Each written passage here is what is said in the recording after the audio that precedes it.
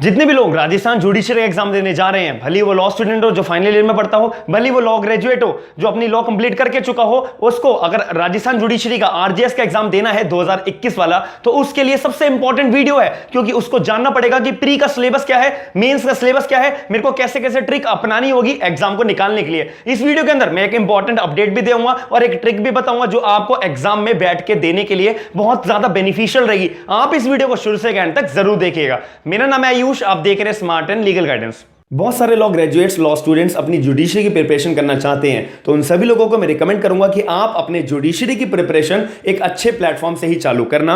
Unacademy की तरफ से जुडिशरी का एक नया लिंकिंग बैच लॉन्च करा जा रहा है, जिसको तनुष्क पलिहाल एंड टीम की तरफ से लीड करा जाएगा, चालू करा जाएगा, पढ़ाया जाएगा। 6 मंथ्स की इसकी ड्यूरेशन होगी। 28 जुलाई 2021 तक ये बैच चालू हो जाएगा। साथ ही में अगर आप Rajasthan, UP, Delhi, Bihar, Punjab, Haryana, MP and other states of judiciary की तैयारी कर रहे हो तो आप इस बैच के लिए जरूर प्रोसीड कर सकते हो।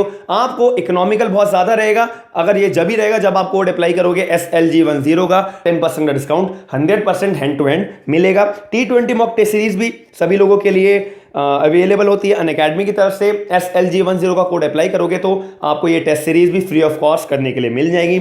ऐसे ही आपकी स्क्रीन के ऊपर प्राइजेस शो हो रहे होंगे। आप कोड अप्लाई करेंगे SLG10 का तो 1 मंथ, 3 मंथ, 6 मंथ, 18 मंथ्स और 12 मंथ्स 24 मंथ्स के प्लान्स आपको अवेल हो जाएंगे 10% डिस्काउंट के साथ में। साथ ही में फ्री क्लासेस भी चलती हैं, आपको लिंक डिस्क्रिप्शन बॉक्स में मिल जाएगा। आप मेरी फ्री क्लासेस भी देख सकते हो, जिसमें मैंने IPC कॉन्स्टिट्यूशन पार्टनरशिप एक्ट अभी रनिंग में चल रहा है।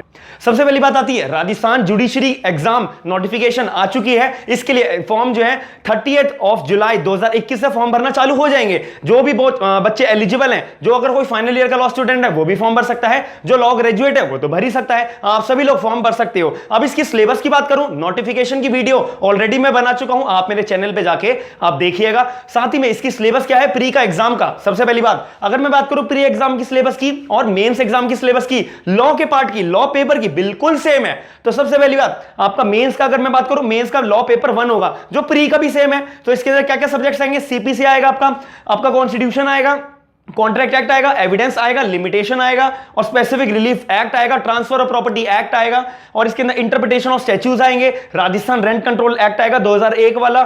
साथ ही में आपके जो है ऑर्डर और जजमेंट राइटिंग भी आपको लिखनी पड़ेगी मेंस के अंदर, लेकिन प्री में ये नहीं आएगा। प्री में ऑर्डर और जजमेंट राइटिंग नहीं आएगा। प्री में केवल जो मैंने अभी आपको एक्ट्स बताए केवल वही आपको पढ़ने हैं। MCQ का जो टेस्ट होता है आपका, जो आपको MCQ में एक क्वेश्चन होता है, इसके 4 ऑप्शन होते हैं, उसमें से एक ऑप्शन आपको टिक करना पड़ता है। ये आपका होता है प्री का सिलेबस और मेंस का लॉ पेपर 1 सिलेबस। अब इसके अंदर बात आती है कि अब लॉ पेपर 2 जो हमारा प्री का भी सेम है, प्री का भी सेम है। अब मार्किंग की बात करूं, मार्किंग की बात अभी थोड़ी देर में बताता हूं मैं आपके अंदर। मार्किंग की बात करें तो CRPC का एक सब्जेक्ट आएगा और एविडेंस आएगा, IPC आएगा, जुवेनाइल जस्टिस एक्ट आएगा, इसके अंदर नेगोशिएबल इंस्ट्रूमेंट एक्ट आएगा, प्रोबेशन ऑफ ऑफेंडर एक्ट 1958 वाला आएगा और protection of women from domestic violence act 2005 वाला, ये वाला एक्ट भी आएगा, आपसे पूछा जाएगा। Indecent representation of women's act जो हमारा 1986 वाला है वो भी आपसे पूछा जाएगा। The protection of children from sexual offences act 2012 वाला, वो भी आपसे पूछा जाएगा। अब इसके अंदर मैं बात करूं sexual harassment of women at work place 2013 वाला, ये भी बहुत इंपॉर्टेंट एक्ट है और सबसे ज्यादा क्वेश्चंस इससे भी आते हैं। The protection of child from sexual offences से भी क्वेश्चंस आते हैं। दूसरी बात हमारे आते हैं सेक्सुअल हैरेसमेंट फॉर वुमेन के भी बहुत सारे क्वेश्चंस आते हैं, आप याद रखना अपने प्री एग्जाम के लिए। अब इसके अंदर बात करें फ्रेमिंग ऑफ चार्ज और जजमेंट राइटिंग, एक तरीके से ये क्रिमिनल लॉ का पेपर हो गया, ये सिविल लॉ का पेपर हो गया, दोनों पेपर हो गए। यहां पर आपके सिविल लॉ में ऑर्डर और जजमेंट राइटिंग पूछी जाएगी। दूसरी बात क्रिमिनल लॉ के पेपर में आपसे फ्रेमिंग ऑफ चार्ज और जजमेंट राइटिंग पूछी जाएगी। दोनों में से कुछ भी पूछ सकते हैं, दोनों भी पूछ सकते हैं, या आपके किस्मत के ऊपर होता है और पेपर के फ्रेमिंग के ऊपर होता है, कैसा फ्रेम करा गया है पेपर। अब इसकी मैं बात करूं प्री के अंदर, प्री के अंदर आएंगे टोटल 100 मार्क्स के क्वेश्चंस, 100 क्वेश्चंस आएंगे, जिसमें 70 मार्क्स का क्वेश्चन क्या होगा आपका लॉ का होगा। 30 मार्क्स का जो क्वेश्चन होगा वो हिंदी का होगा और इंग्लिश का होगा। जो 30 मार्क्स का है उसमें 15 इंग्लिश के क्वेश्चन होंगे और 15 हिंदी के होंगे। इंग्लिश और हिंदी का जो सिलेबस है वह आपको आपकी स्क्रीन के ऊपर शो हो जाएगा। जो लोगों ने पूरी वीडियो शुरू से लेकर अंत तक देखी होगी उनको पता होगा कि मैं स्क्रीन के ऊपर पूरा हिंदी और इंग्लिश दोनों का पेपर आपके लिए एलिजिबल मैं सामने शो कर दूंगा, जो भी सिलेबस है आपको जिस चीज की तैयारी करनी है। अब मैं आपकी मेंस की बात करूं, मेंस के अंदर क्या होता है, लॉ पेपर 1 100 मार्क्स का एक पेपर होगा, पहली बात। दूसरी बात, लॉ पेपर 2 जिसको हम बोलते हैं सिविल पेपर, ब्रैकेट में आप सिविल पेपर भी लिख सकते हो। अगर मैं लॉ पेपर 2 की बात करूं, जो हमारा क्रिमिनल लॉ का होगा, जिसको हम क्रिमिनल पेपर भी बोलते हैं, लॉ पेपर 2, जो ये सारे के सारे क्रिमिनल सब्जेक्ट्स हैं। तीसरा पेपर होगा आपका 50 मार्क्स का, तो हिंदी का एस्से लिखना होगा। 50 मार्क्स का आपको इंग्लिश का एस्से लिखना होगा। भाई वो कोई भी आपके ऊपर एस्से लिखने के लिए दे देंगे, कोई भी रेलेवेंट सब्जेक्ट्स नहीं है और कोई भी रेलेवेंट टॉपिक नहीं है कि आपको इस टॉपिक पे लिखना होगा, इंग्लिश में इस टॉपिक में लिखना होगा, हिंदी में इस टॉपिक में लिखना होगा। कोई भी आपका टॉपिक उठाकर आपको हिंदी और इंग्लिश दोनों में 50 मार्क्स हिंदी का, 50 मार्क्स इंग्लिश का एस्से लिखना पड़ेगा। हिंदी में हिंदी का आपको अच्छी खासी हिंदी लिखनी आनी चाहिए, यही सबसे ज्यादा चेक करा जाता है आंसर चेकिंग के अंदर। इंग्लिश में आपके इंग्लिश भी बहुत अच्छी होनी चाहिए। आपको मान लेते हैं कोई भी टॉपिक दे दिया, उसमें अपने सारे फैक्ट्स पूरे होने चाहिए। आप ऐसे लिख रहे हो, ऐसे का मतलब क्या कि आपको सारे के सारे रेलेवेंट फैक्ट्स उस टॉपिक के रिगार्डिंग सारे कवर होने चाहिए। हिस्ट्री से लेके, प्रेजेंट से लेके, फ्यूचर से लेके अपनी इंटरप्रिटेशन भी आपको लिखनी पड़ेगी। ये सारी बातें कवर हो जाती है। अब आती है इंटरव्यू पे। इंटरव्यू पे पर्सनालिटी डेवलपमेंट का टेस्ट होता है, पीटी जिसको बोलते हैं, पर्सनालिटी टेस्ट होता है। भैया वो आपको कुछ भी पूछ लेंगे। अगर एक बात इसके अंदर आपको नोट करने वाली है कि सबसे ज्यादा मार्क्स आपको मेंस के अंदर स्कोर करने होते हैं। इसके लिए मैं ये क्यों बोल रहा हूं, क्योंकि अगर आपने मेंस में अच्छा स्कोर कर लिया ना, आप मेरिट लिस्ट में आ गए, अच्छा खासा अपने नंबर स्कोर कर लिया, तो इंटरव्यू का स्टेज आपकी क्लियर 2 मिनट में हो जाती है। कैसे कि आपको जो भी कोई एग्जामिनर बैठा होगा ना, उसको अगर पता होगा यार ये तो मेंस में इतने अच्छे खासे नंबर लेके आया है, तो इससे पूछें क्या, नॉर्मल आपसे 1-2 क्वेश्चन पूछ के आपको बाहर कर देते, जाओ भाई। क्यों? आपने मेंस इतना अच्छा खासा क्लियर करा है, मेंस के अच्छे खासे नंबर लेके आए हो, तो सबसे ज्यादा आपको मेंस पे फोकस रखना है। प्री तो आपको नॉर्मली निकल जाएगा। क्यों? अगर आपने इन सब्जेक्ट्स में एमसीक्यू के प्रीवियस ईयर के 10 साल के पेपर सॉल्व कर लिए, साथ में आपने जो टेक्स्ट बुक्स होती है,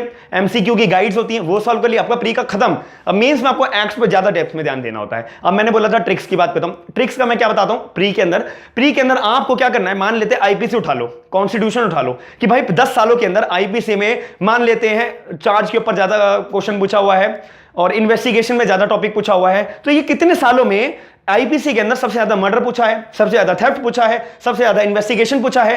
ठीक है, आईपीसी की बात कर रहा हूं, सीआरपीसी में भी ऐसे सारे एक्ट्स में आप अपना हर एक ईयर का एक टारगेट बना लो। यार 2018 में जो है ना, इन्होंने आईपीसी में चार्ज ज्यादा पूछा है, 2016 में, 2013 में इन्होंने ये चीज बहुत ज्यादा पूछी है। हर एक्ट का अपना बना लो, फिर आपको दिमाग में टारगेट आ जाएगा कि यार मुझे जो है अब 2021 के लिए 2 सालों से ना ये ज्यादा पूछ रहे हैं, इस पर ज्यादा फोकस करूं। कॉन्स्टिट्यूशन में सबसे ज्यादा ये पूछ रहे हैं, मैं इस पर ज्यादा फोकस करूं। तो इसलिए ये मेंटालिटी होती है कि आपको ये खुद एनालाइज करके अपना पोर्शन रेडी करना होगा।